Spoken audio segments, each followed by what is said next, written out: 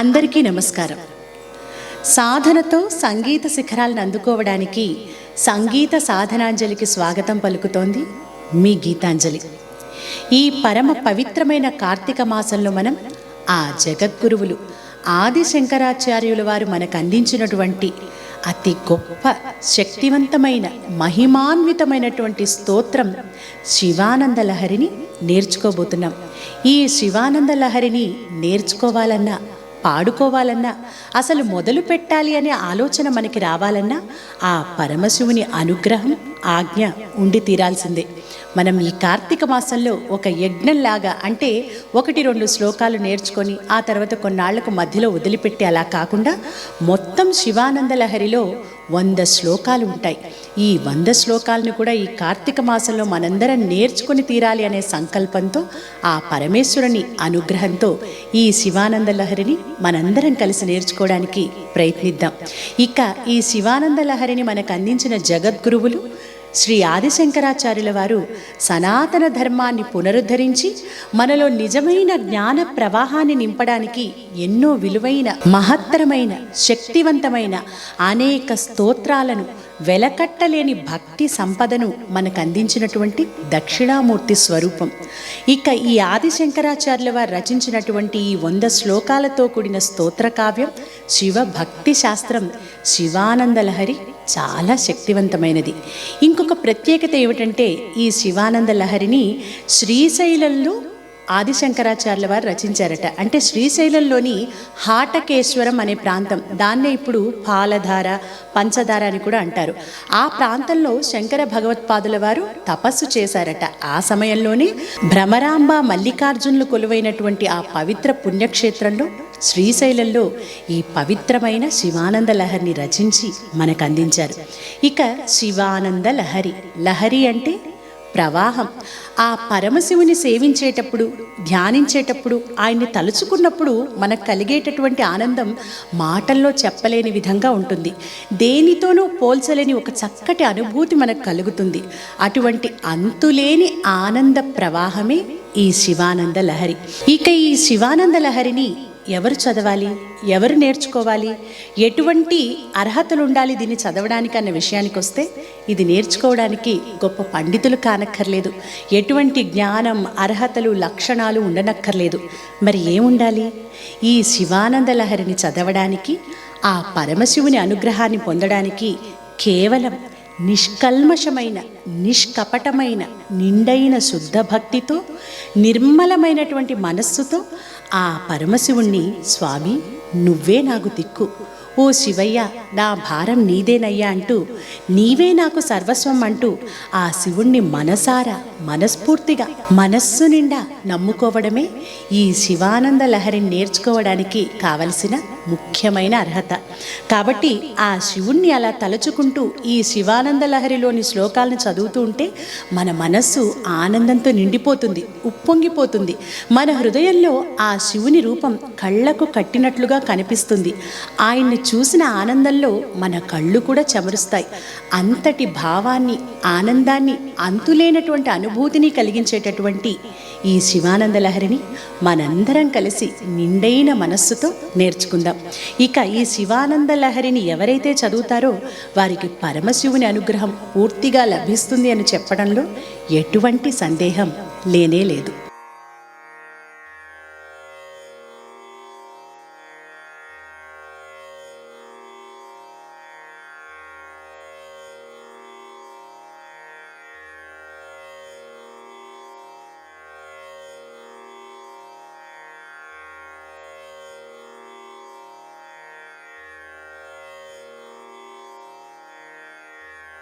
ఈ శివానంద లహరిలో మొత్తం 100 శ్లోకాలు ఉంటాయి.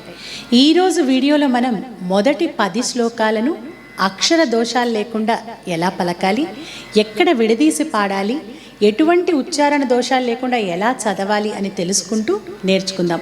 అలాగే తరువాత రాబోతున్నటువంటి వీడియోలో ఈ శ్లోకాలన్నిటికీ కూడా, ఈ శ్లోకాలన్నీ సంస్కృతంలో ఉన్నాయి కాబట్టి ఈ శ్లోకాలలోని ప్రతి పదానికి కూడా భావాన్ని, అర్థాన్ని తెలుసుకుంటూ కూడా ఈ శివానంద లహరిని మనం నేర్చుకోబోతున్నాం. ఈ పవిత్రమైన కార్తీక మాసంలో ఈ 100 శ్లోకాలను తాత్పర్య సహితంగా భావంతో నేర్చుకోవాలి అనే నియమం పెట్టుకొని మీరందరూ కూడా ఈ శివానంద లహరిని నేర్చుకోవడానికి, ఆ పరమశివుని అనుగ్రహం పొందడానికి ప్రయత్నించండి. అయితే అందరూ పాడుకోవడానికి వీలుగా ఉండేట్లు మనం చాలా సులభమైనటువంటి ట్యూన్లో ఈరోజు ఒక శ్లోకం ఏ విధంగా పాడతామో ఆ విధంగా మనం ఈ శివానంద లహరిని నేర్చుకుందాం. ఎందుకంటే ఇవి ఎంతమంది వీలైతే అంతమంది నేర్చుకుని పాడడం వీటి యొక్క ఉద్దేశం కాబట్టి ఎక్కువ ట్యూనింగ్స్తో పాడామనుకోండి, సంగీతం రాని వాళ్ళు, సంగీతం తెలియని వాళ్ళు నేర్చుకోవడానికి కొద్దిగా వాళ్ళు అనుమానం పడుతూ ఉంటారు, ఇది వస్తుందో రాదో అని చెప్పి. కాబట్టి ఆ అవకాశం లేకుండా ప్రతి ఒక్కరూ సింపుల్గా మనం అందరం నేర్చుకోవచ్చు, చక్కగా ఈ శివానంద లహరితో ఆ పరమేశ్వరుని కొలుచుకోవచ్చు అన్న విధంగా సింపుల్ ట్యూనింగ్లో. ముఖ్యంగా మీరు ఇక్కడ గమనించాల్సింది ఎక్కడెక్కడ విడదీసి పాడుతున్నాం. చాలామంది పాడేటప్పుడు చేసే మిస్టేక్ ఏమిటంటే, ఇప్పుడు మొదటి శ్లోకమే తీసుకోండి, కళాభ్యాం చూడాలంకృత శశికళాభ్యాం నిజ తపఫలాభ్యాం భక్తేషు ప్రకటిత ఫలాభ్యాం అలా విడదీయాలి. సాధారణంగా ఏం చేస్తారంటే మొదటి పాదం అంటే మొదటి లైన్ అవగానే ఆపాలేమో అనుకుని కళాభ్యాం చూడాలంకృత శశికళాభ్యాం నిజ తపః అని అక్కడికి ఆపుతారు. మళ్ళీ ఫలాభ్యాం భక్తేషు ప్రకటిత ఫలాభ్యాం అని పాడుతుంటారు. అంటే అది తప్పు అని కాదు, కానీ దాంట్లో ఉన్న భావానికి, అక్కడ చెప్పబడినటువంటి సాహిత్యం ఆదిశంకరాచార్యుల వారు మనకేం చెప్పారో ఆ చెప్పిన భావానికి మనం అలా విడదీసి పాడితే పూర్తి న్యాయం చేసినట్లు కాదు. అక్కడ ఏమని పాడాలి, నిజ తప ఫలాభ్యాం అని కలిపి పాడితేనే ఔచిత్యంగా ఉంటుంది. కాబట్టి మనం ఆ సరైన పద్ధతిలో ఎంతోమంది పెద్దల మార్గదర్శకత్వంలో ఈ శివానంద లహరిని నేర్చుకోబోతున్నాం. ముందుగా ఓం నమః శివాయ అంటూ 3 సార్లు ఆ పరమేశ్వరుని ధ్యానించుకొని మొదటి శ్లోకాన్ని ఆరంభించుకుందాం. ఓం నమః శివాయ, ఓం నమః శివాయ, ఓం నమః శివాయ, ఓం నమః శివాయ, ఓం నమః శివాయ, ఓం నమః శివాయ. కళాభ్యాం కళాభ్యాం చూడాలంకృత చూడాలంకృత శశికళాభ్యాం శశికళాభ్యాం నిజ తపః నిజ తపః ఫలాభ్యాం ఫలాభ్యాం భక్తేషు భక్తేషు ప్రకటిత ప్రకటిత ఫలాభ్యాం ఫలాభ్యాం భవతు మే భవతు మే శివాభ్యాం శివాభ్యాం అస్తోక హస్తోక త్రిభువన త్రిభువన శివాభ్యాం శివాభ్యాం హృది హృది పునర్భవాభ్యాం పునర్భవాభ్యాం ఆనంద ఆనంద స్ఫురదనుభవాభ్యాం స్ఫురదనుభవాభ్యాం నతిరియం నతిరియం కళాభ్యాం చూడాలంకృత శశికళాభ్యాం కళాభ్యాం చూడాలంకృత శశికళాభ్యాం నిజ తపః ఫలాభ్యాం నిజ తపః ఫలాభ్యాం భక్తేషు ప్రకటిత ఫలాభ్యాం భక్తేషు ప్రకటిత ఫలాభ్యాం భవతు మే భవతు మే శివాభ్యాం శివాభ్యాం అస్తోక త్రిభువన శివాభ్యాం అస్తోక త్రిభువన శివాభ్యాం హృది పునర్భవాభ్యాం హృది పునర్భవాభ్యాం ఆనంద స్ఫురదనుభవాభ్యాం ఆనంద స్ఫురదనుభవాభ్యాం నతిరియం నతిరియం. ఇప్పుడు మొదటి శ్లోకాన్ని కలిపి పాడుకుందాం. కళాభ్యాం చూడాలంకృత శశికళాభ్యాం నిజతపః ఫలాభ్యాం భక్తేషు ప్రకటిత ఫలాభ్యాం భవతు మే శివాభ్యాం అస్తోక త్రిభువన శివాభ్యాం హృది పునర్భవాభ్యాం ఆనందస్ఫురదనుభవాభ్యాం నతిరియం. ఇక రెండవ శ్లోకం. గళంతి గళంతి శంభో శంభో త్వచ్చరిత త్వచ్చరిత సరితః సరితః కిల్బిషరజో కిల్బిషరజో దళంతి దళంతి ధీకుల్యా ధీకుల్యా సరణిషు సరణిషు పతంతి పతంతి విజయతాం విజయతాం దిశంతి దిశంతి సంసార సంసార భ్రమణ భ్రమణ పరితాపోపశమనం పరితాపోపశమనం వసంతి వసంతి మచ్చేతో మచ్చేతో హ్రదభువి హ్రదభువి శివానందలహరి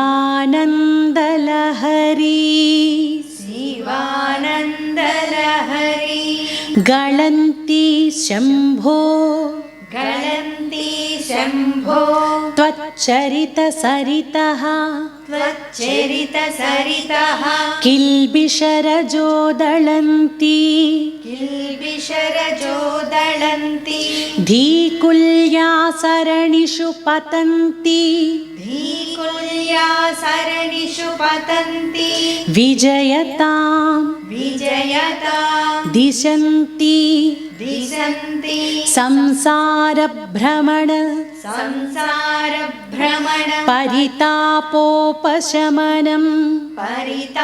పరితాపోపశమనం వసంతి వసంతి మచ్చేతో హ్రదభువి మచ్చేతో హ్రదభువి శివానందలహరి. శివానందలహరి. కలిపి పాడండి. గళంతి శంభో త్వచ్చరిత సరితః కిల్బిషరజో దళంతి ధీకుల్యా సరణిషు పతంతి విజయతాం దిశంతి సంసార భ్రమణ పరితాపోపశమనం వసంతి మచ్చేతో హ్రదభువి శివానందలహరి. ఇక మూడవ శ్లోకం. త్రయీవేద్యం త్రయీవేద్యం హృద్యం హృద్యం త్రిపురహరమాద్యం త్రిపురహరమాద్యం త్రినయనం త్రినయనం జటాభారోదారం జటాభారోదారం చలదురగహారం చలదురగహారం మృగధరం మృగధరం మహాదేవం మహాదేవం దేవం దేవం మయి సదయ భావం మయి సదయ భావం పశుపతిం పశుపతిం చిదాలంబం చిదాలంబం సాంబం సాంబం శివమతి విడంబం శివమతి విడంబం హృది భజే హృది భజే త్రయీవేద్యం హృద్యం త్రయీవేద్యం హృద్యం త్రిపురహరమాద్యం త్రిపురహరమాద్యం త్రినయనం త్రినయనం జటాభారోదారం జటాభారోదారం చలదురగహారం చలదురగహారం మృగధరం మృగధరం మహాదేవం దేవం మహాదేవం देवं मयि सदय भावं मयि सदय भावं पशुपतिं पशुपतिं चिदालम्बं साम्बं चिदालम्बं साम्बं शिवमतिविडम्बं शिवमतिविडम्बं हृदि भजे हृदि भजे त्रयीवेद्यं हृद्यं त्रिपुरहरमाद्यं त्रिनयनं जटाभारोदारं चलदुरगहारं मृगधरं महादेवं देवं मयि सदय भावं पशुपतिं चिदालम्बं साम्बं शिवमतिविडम्बं हृदि भजे सहस्रं सहस्रं वर्तन्ते वर्तन्ते जगति जगति विबुधाः विबुधाः क्षुद्र क्षुद्र फलदाः फलदाः न मन्ये न मन्ये स्वप्ने वा स्वप्ने वा तदनुसरणं तदनुसरणं तत्कृतफलं तत्कृतफलं हरिब्रह्मादीनामपि हरिब्रह्मादीनामपि निकटभाजामसुलभं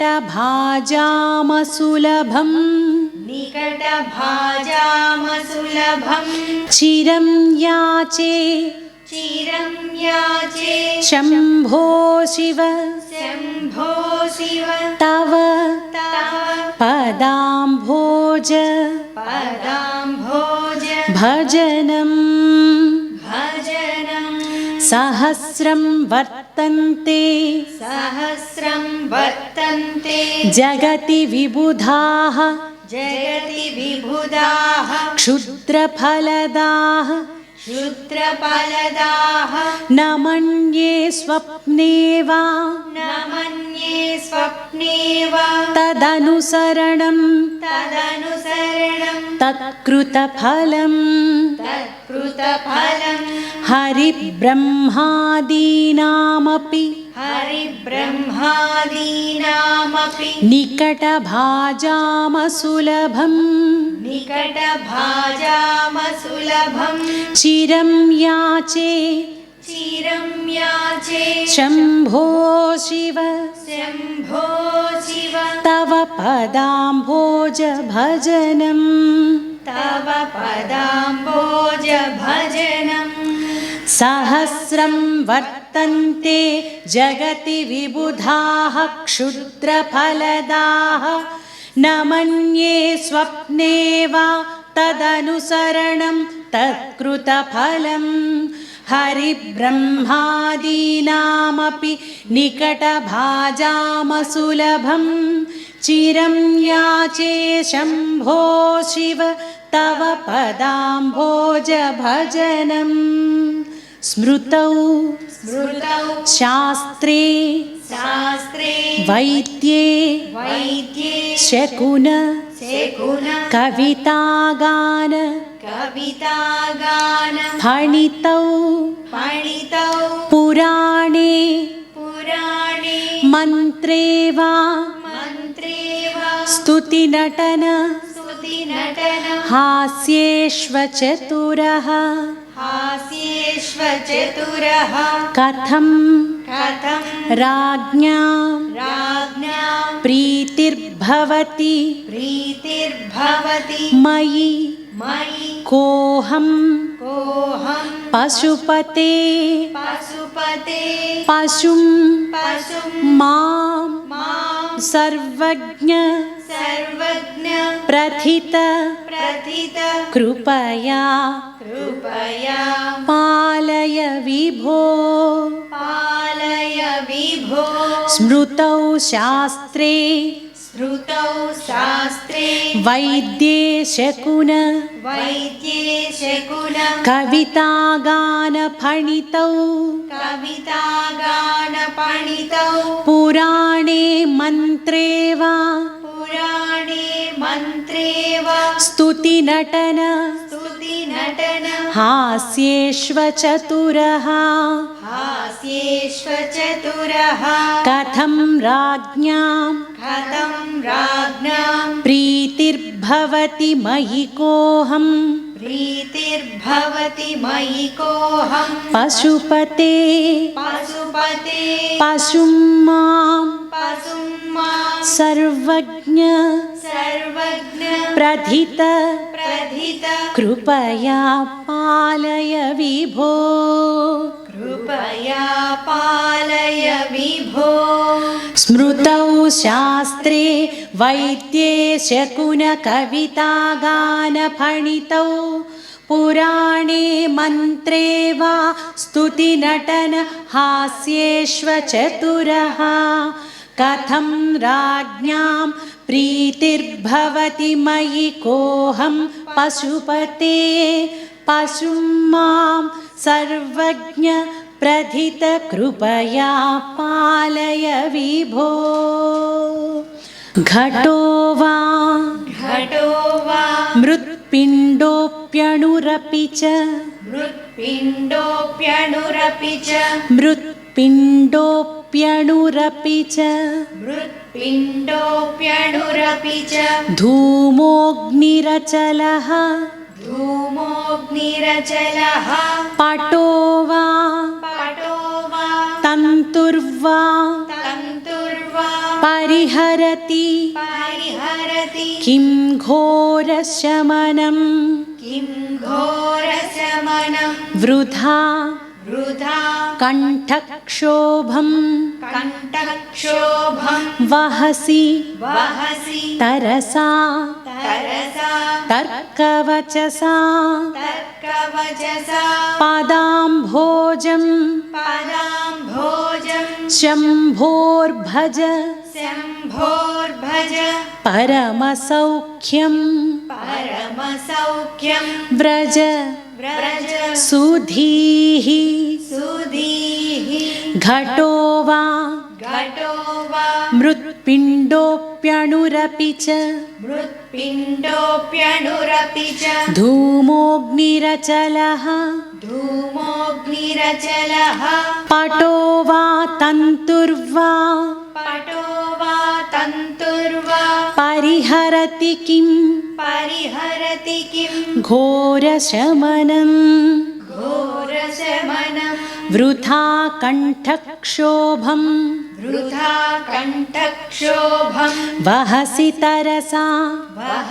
तरसा तर्कवचसा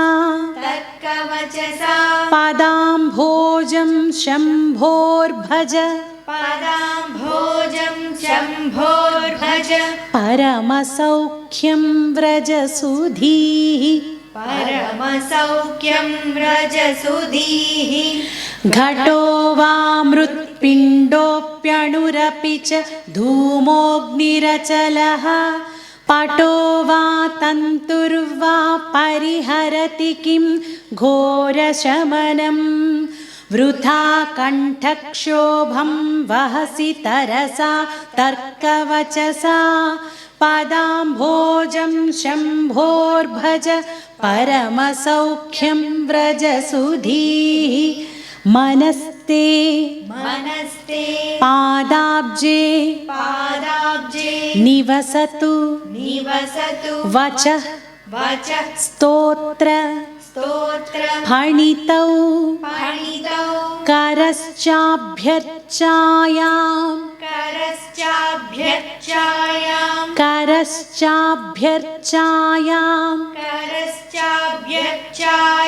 श्रुतिरपि कथाकर्णन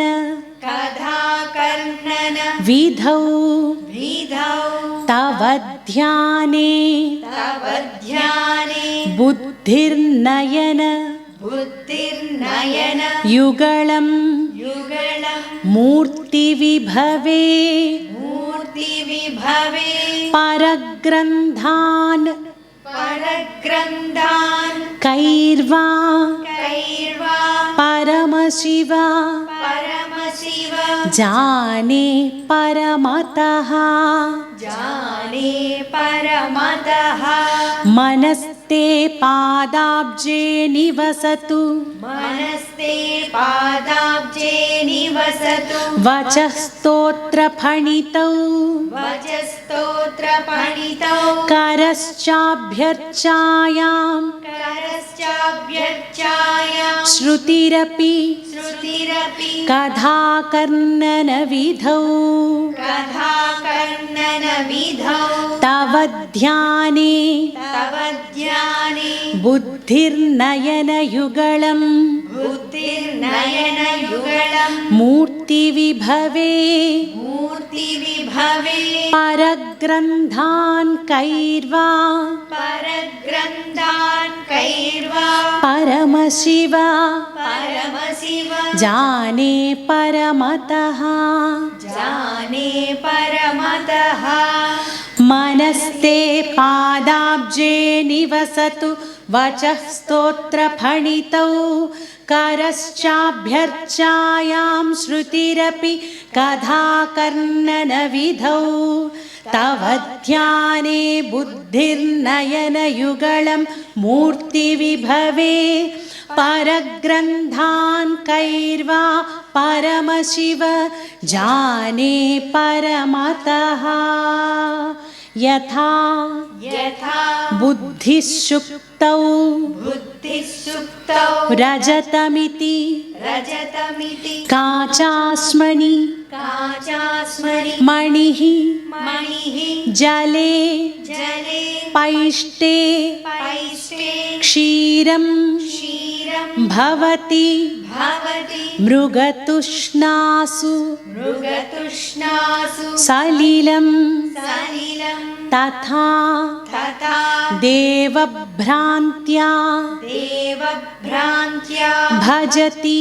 भजति भवदन्यं भवदन्यं जडजनो जडजनो महादेवेशं महादेवेशं त्वां मनसि च त्वां मनसि च न मत्वा नमत्वा पशुपते पशुपते यथा बुद्धिस्सुप्तौ यदा बुद्धिसुप्तौ रजतमिति रजतमिति काचास्मणिमणिः काचास्मणिमणिः जले पैष्टे क्षीरं जले पैष्टे क्षीरं भवति भवति मृगतृष्णासु सलिलं मृगतृष्णासु सलिलं तथा देवभ्रान्त्या तथा देवभ्रान्त्या भजति भवदन्यं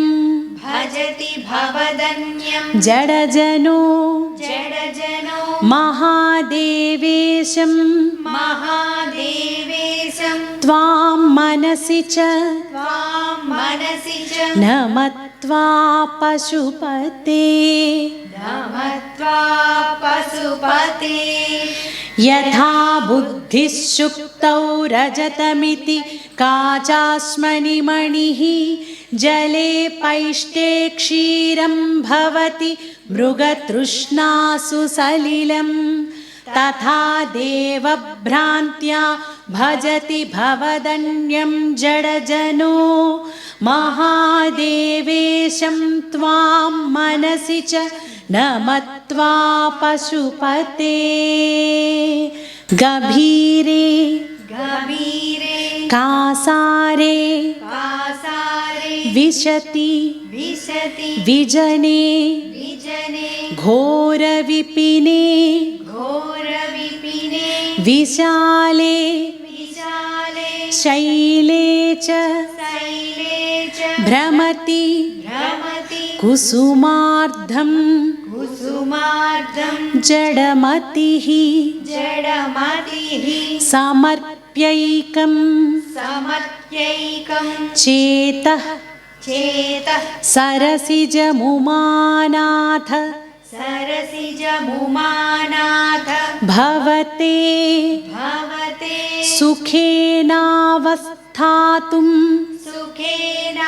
सुखेनावस्थातुं जनैः जनैः न जानाति न जानाति किम् अहो किम् आहो गभीरे कासारे गभीरे कासारे विशति विजने विशति विजने घोरविपिने घोरविपिने विशाले शैले च भ्रमति विशाले शैले च भ्रमति कुसुमार्धं जडमतिः कुसुमार्धं जडमतिः समर्प्यैकं समर्प्यैकं चेतः सरसिजमुमानाथ चेतः सरसिजमुमानाथ भवते भवते सुखेनावस्थातुं जनैः सुखेनावस्थातुं जनैः न जानाति किम् आहो न जानाति किम् आहो गभीरे कासारे विशति विजने घोरविपिने विशाले शैले च भ्रमति कुसुमार्धं जडमतिः समर्प्यैकं चेतः सरसिजमुमानाथ भवते सुखेनावस्थातुं जनैः न जानाति किम् अहो नरत्वं नरत्वं देवत्वं देवत्वं नगवन नगवन मृगत्वं मृगत्वं मशकता मशकता पशुत्वं पशुत्वं कीटत्वं कीटत्वं भवतु भवतु विहगत्वादि विहगत्वादि जननं जननं सदा सदा त्वत्पदाब्ज त्वत्पदाब्ज स्मरण स्मरण परमानन्द परमानन्द लहरी लहरी विहारासक्तं विहारासक्तं चेत् चेत् हृदयमिह हृदयमिह किं तेन किं तेन वपुषा वपुषा नरत्वं देवत्वं नरत्वं देवत्वं नगवनमृगत्वं नगवनमृगत्वं मशकता मशकता पशुत्वं कीटत्वं पशुत्वं कीटत्वं भवतु भवतु विहगत्वादिजननं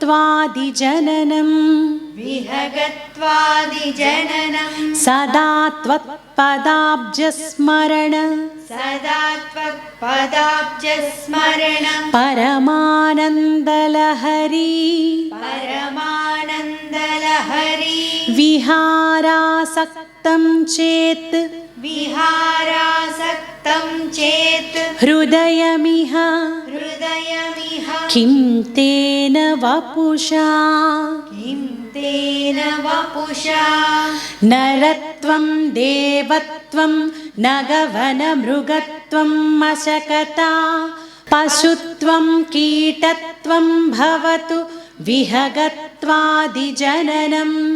सदा त्वत्पादाब्जस्मरण परमानन्दलहरी विहारासक्तं चेत् हृदयमिह किं तेन वपुषा ఈ 10 శ్లోకాలను మేము ఏ విధంగా అయితే ఎక్కడైతే విడదీసి పాడాం, ఎక్కడ ఒత్తులు పాడామో అవన్నీ కూడా మీరు జాగ్రత్తగా నోట్ చేసుకుంటూ ఆ విడదీసిన చోట ఒక గీతను పెట్టుకుంటూ అదే విధంగా విడదీస్తూ పాడడానికి ప్రయత్నించండి. ఎందుకంటే మీరు వేరే చోట విడదీస్తే అక్కడ భావం మారిపోతుంది. తరువాత వచ్చే వీడియోలో ఈ 10 శ్లోకాలకి భావాన్ని కూడా మనం తెలుసుకుంటాం. కాబట్టి మనం ఎందుకు ఈ విధంగా విడదీసి పాడాం, అక్కడ విడదీయడం వల్ల ఆ భావం ఎంత చక్కగా వస్తుందనేది మీ అందరికీ కూడా అర్థమవుతుంది. ఈ శ్లోకాలను విన్న తర్వాత వింటూ నేర్చుకుంటున్నప్పుడు మీకు కలిగిన ఆనందాన్ని మాకు మంచి కామెంట్స్ రూపంలో తెలియచేయండి. మీకు బాగా అర్థమవుతుందని అనుకుంటున్నాం. మీకు ఏమైనా సందేహాలు ఉంటే కూడా కామెంట్స్ రూపంలో మాకు తెలియచేయండి. వాటికి సమాధానాలను కూడా మేము అందించడానికి ప్రయత్నిస్తాం. అలాగే మీ అందరికీ తెలుసు కదా, ఇలాంటి వీడియోస్ మీకు మరిన్ని కావాలి అంటే మన సంగీత సాధనాంజలి ఛానల్ని, అలాగే సింగ్ విత్ గీతాంజలి ఛానల్ని పాటలంటే ఇష్టం ఉన్న ప్రతి ఒక్కరికి కూడా షేర్ చేయండి, లైక్ చేయండి, సబ్స్క్రైబ్ చేయండి, బెల్ ఐకాన్ని క్లిక్ చేయండి. తర్వాతి వీడియోతో మళ్ళీ తిరిగి కలుసుకుందాం.